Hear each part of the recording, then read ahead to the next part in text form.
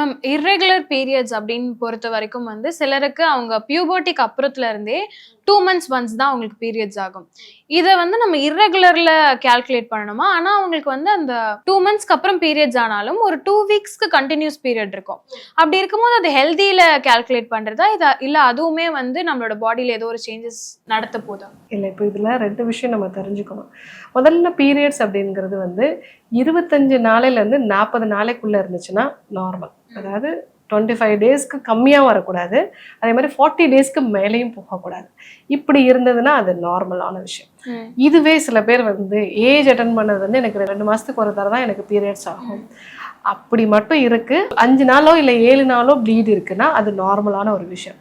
அப்படி இல்லாமல் அவங்களுக்கு இந்த பீரியட்ஸ் இர்ரெகுலாரிட்டியோட வெயிட் கெயினும் இருக்கு, ஹேர் ஃபால் இருக்கு, மூட் ஸ்விங்ஸ் நிறைய இருக்கு, அது கூட அவங்களுக்கு ப்ளீடிங்கோட அளவு அதிகமாக இருக்குது. அந்த ப்ளீடிங்கோட அளவுலாம் நம்ம பார்த்தீங்க அப்படின்னா ஜஸ்ட் வந்து ஸ்டார்ட் ஆகி வந்து அவங்களுக்கு ப்ளீட் ஆகிற மாதிரி இருக்காது. ஒரு ஸ்பாட்டிங் மாதிரி கொஞ்சம் கொஞ்சமாக ஸ்டார்ட் ஆகும், அப்புறமா ஒரு பீக்குக்கு போகும், அதுக்கப்புறமா திரும்பி ஸ்பாட்டிங் மாதிரி நிற்கும்.